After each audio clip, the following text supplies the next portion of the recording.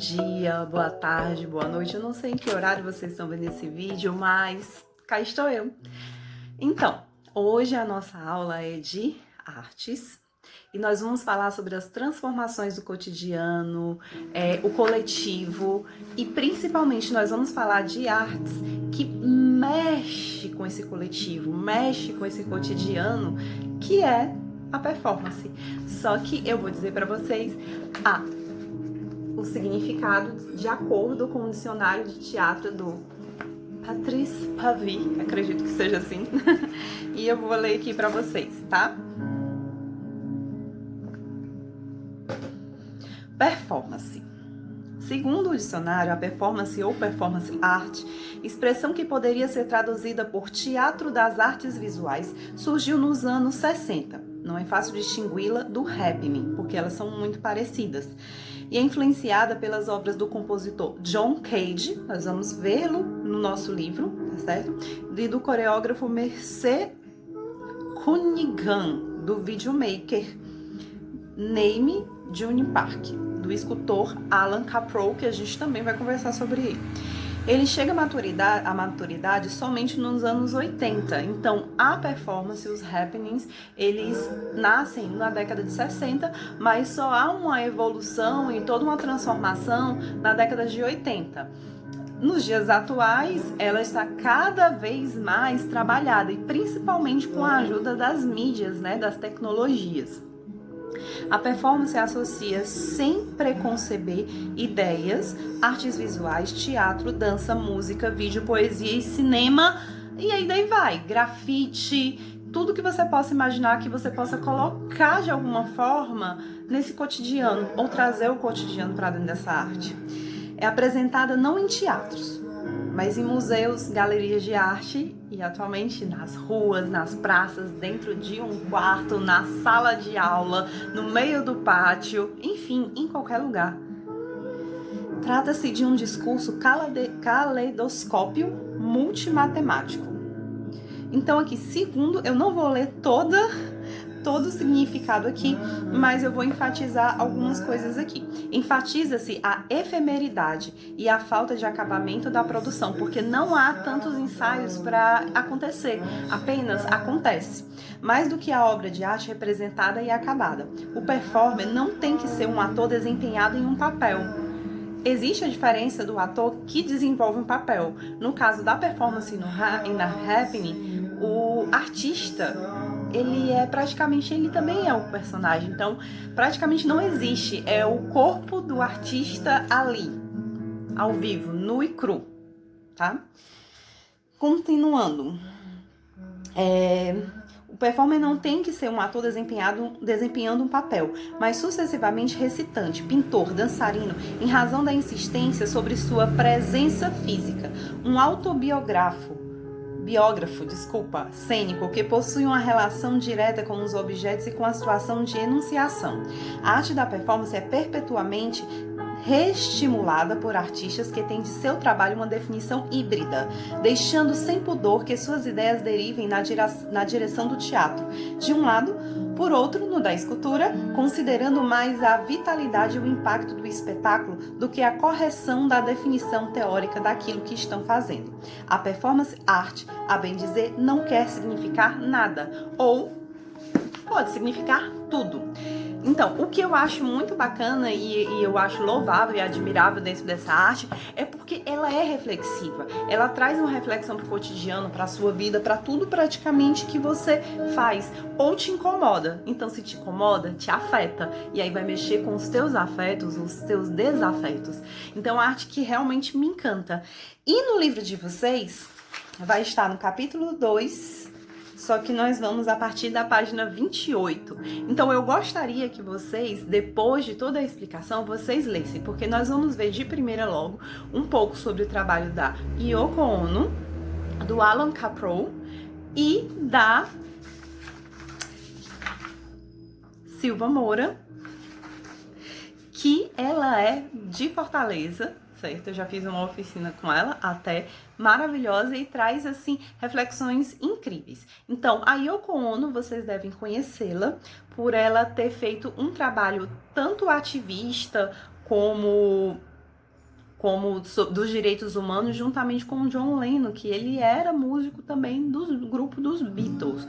Mas o início dela não foi com ele, foi muito antes que se possa imaginar. E ela vai trabalhar dentro dos happenings, ou seja, ela vai trabalhar com as performances, mas mais voltada para a performance do que praticamente dos happenings.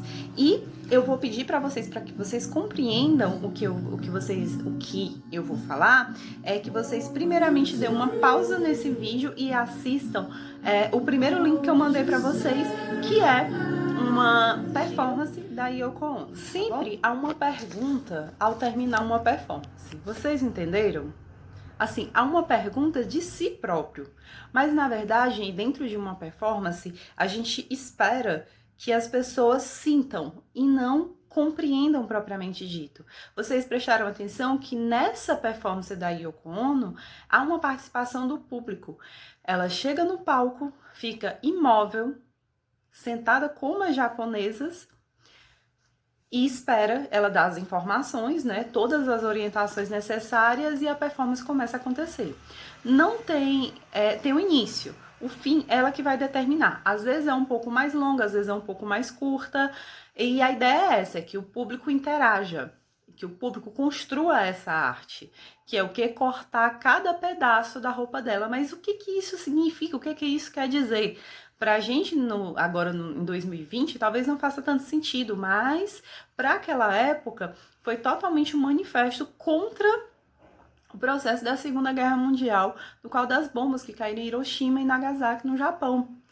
Então, ela faz toda uma crítica. E a roupa cortada? Significa as pessoas pós a queda da bomba. Aquelas que sobreviveram com as roupas rasgadas, né? Só com o resto, realmente, do que realmente tinha. Algumas sem nada, porque foram queimadas. Mas esse processo crítico também. A forma dela sentar é uma crítica às japonesas, às mulheres japonesas que eram ensinadas a sentar de uma forma correta e a ficarem imóveis e passíveis, completamente só aceitando tudo que era lhes dado. Tá?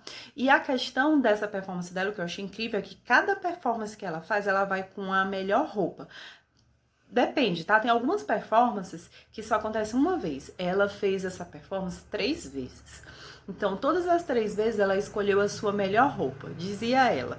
Ela queria que as pessoas recebessem a melhor lembrança que poderia ter. Porque as pessoas cortavam um pedaço da roupa e levavam para casa. E no caso, a ideia de levar esse pedaço de roupa, esse pedaço de tecido para casa, é que essa performance não teria fim. Essa performance realmente iria se perpetuar, tá? Então, vamos lá para o próximo. Então, se vocês quiserem até acompanhar, podem acompanhar, que é da página 30 de vocês, que vai falar sobre o Alan Caprow, que eu achei, assim, incrível, que ele vai fazer com que as pessoas elas interajam nesse espaço. Aí eu vou até citar uma coisinha que ele falou aqui, que ele falou: para Caprow, quando alguém se dispõe a realizar uma ação conscientemente, uma transformação acontece, pois a pessoa começa a prestar atenção no movimento realizado, nas partes do corpo envolvidas e no som produzido, por exemplo. Então, é essa interação. Só que antes que eu continue a conversar com vocês, eu gostaria que vocês vissem a performance dele primeiro. Vocês assistiram? Então, no caso, esse happening chamado de Yard foi feito várias vezes, em vários contextos, em anos diferentes. A ideia é não levar o cotidiano para dentro de galerias de arte, mas levar a arte para qualquer outro lugar. Então, no caso do que vocês assistiram, era uma sala, mas tem aqui no livro de vocês, no caso, vem mostrando que foi praticamente no meio da rua, mas tinha uma estrutura construída. Então, ele fez em várias questões. Para o quê? Para fazer questionamentos sobre a relação do tempo com essa obra de arte e também com as ações automáticas de cada pessoa, porque ele descreve o que vai ser feito.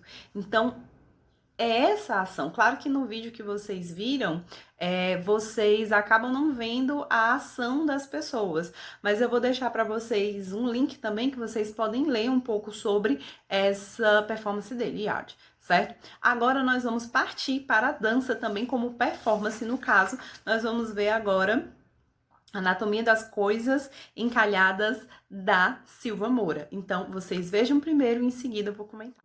Então vocês veem que é um espetáculo não só de dança, mas também tem uma participação teatral, né? Porque ela também tem essa vivência, né? Então a Silvia Moura, ela vai mostrar como é que ela transformou tantos objetos, a questão que não gosto nem de falar transformar, é ressignificar objetos. Então, objetos tão antigos, como é que ela trouxe um novo significado, uma nova utilização para eles. Então, vai falar dessa relação do tempo. Tem alguns pontos no livro de vocês e também no espetáculo que eu quero ressaltar aqui, que o primeiro ela anuncia que quer aumentar o tempo de vida das coisas, descobrindo novos modos de usá-los, que no caso é o ressignificar, dar um novo significado para aquele objeto. Vou dar um exemplo. Um lápis. Um lápis é um lápis, mas ele tem um novo significado. Pronto. Quando eu uso esse mesmo lápis que serve para escrever, que eu uso para poder prender meu cabelo. Ele tem um novo significado. Então, os objetos que a gente acaba usando, eles perdem o seu uso, eles têm o seu tempo de fim, mas eles também podem ter um novo significado. E é isso que ela propõe. Outra questão que ela propõe também essa aqui que eu vou ressaltar para vocês, é repensar esse ciclo de vida útil dos objetos que nos rodeia. E não faz pensar sobre só os objetos, mas faz pensar sobre a gente. O que nós fazemos aqui no mundo? O que a gente faz no cotidiano dentro de todas essas possibilidades de usar objetos? O que elas significam pra gente? Será que elas significam muito mais do que os meus próprios sentimentos, né? E também outra questão que ela coloca aqui é sobre como as coisas perdem seu tempo. A gente também perde o nosso tempo, a gente envelhece. E qual novo significado a gente recebe quando o nosso tempo acaba? Dentro da nossa sociedade capitalista, infelizmente, as pessoas mais velhas, e é isso que nós estamos observando, elas praticamente perdem realmente o seu uso e elas são descartadas e não descartáveis, elas são colocadas no lixo, que infelizmente é isso que nós estamos vendo todo nesse processo. Então, tem muito a ver no que a gente está conversando, tá? E outra questão que ela fala aqui são sobre esse tempo que vai acabando, então as limitações dos objetos. Então, os objetos eles vão perdendo a sua objetividade, assim como a gente vai perdendo os nossos movimentos. Então, é algo incrível. Então, vocês assistiram só um pedacinho, vocês podem depois salvar esse link e assistir por completo, tá bom? Então, agora nós vamos ver também a última, tá? Que são os superficiais. Então, vai lá no link no grupo e clica lá e vamos assistir. Assistiram? Então, assim, é um espetáculo de dança, só que aí eles vão contando vários causos, várias histórias, e dentro dessas histórias eles vão fazer uma reflexão sobre a relação nossa do ser humano com os meios digitais tecnológicos. A que ponto a gente se envolve, a que ponto a gente usa ou esses meios nos usam. A tecnologia hoje em dia está sendo maravilhosa, está dando as possibilidades para nós realmente tentarmos estarmos perto, mas ao mesmo tempo ela desgasta, ela cansa. Eu sei que não é a mesma coisa, por exemplo, hoje eu dar aula pessoalmente e dessa forma, mas está sendo muito mais fácil pelo fato de que vocês têm uma comodidade maior de ver as coisas de perto, quem tem acesso, né? Mas uma reflexão que eles fazem dentro desse espetáculo, que eu anotei aqui uma questão, é que nós recebemos diariamente uma enxurrada de informações, não é isso? Tanto que em 2018 começa a surgir um novo termo que é fake news, que são notícias falsas, que até então nós dávamos ouvidos a praticamente tudo e agora a gente tem que ter um certo cuidado, olhar qual é a fonte, de onde vem, para nós podermos aí sim acreditar nessa notícia. E mesmo acreditando, a gente ainda tem que avaliar, certo? Avaliar se realmente você está de acordo com isso ou não. Então, nós somos bombardeados com notícias diariamente, a cada segundo. Não é a cada minuto, é a cada segundo, tá? Então, a meio a tudo isso, a tendência é que a nossa capacidade é de armazenar e fazer escolhas. Só que são tantas informações que a gente não filtra tudo. E o que acontece? Diminui a atenção. Então, essa é a crítica maior dessa dança, que é quanto mais a gente tem tecnologia, menos atenção às coisas nós temos, menos retenção de conhecimento, retenção de informação nós temos, certo? Então, o que tem em comum todas essas? Primeiramente, eu vou pedir para vocês colocarem lá na página 40 e 41 e vocês vão observar que o que elas têm em comum, que é o que? A arte efêmera. A arte que pode acontecer e de repente não existir mais, ou existir somente aqui, certo? Então, o que elas têm em comum é essa questão de ser efêmera, de acontecer algumas poucas vezes, ou a temática falar sobre isso, ou a outra questão é fazer que você se incomode, que você reflita, que você coloque em movimento essa capacidade de criticidade, tá certo? Aqui vai estar explicando na 1, na 2 e na 3, as 3 que nós vimos, que é espetáculos de dança, música e teatro, happenings e performances. E vão ser com essas 3 aqui que nós vamos praticamente trabalhar nesse momento, tá bom? Então, agora vocês vão para o card para receber mais informações sobre isso e eu acredito que vocês estejam compreendendo um pouco mais, mas eu vou deixar uma dica bônus para vocês entenderem melhor ainda o que vem a ser essa arte do efêmero.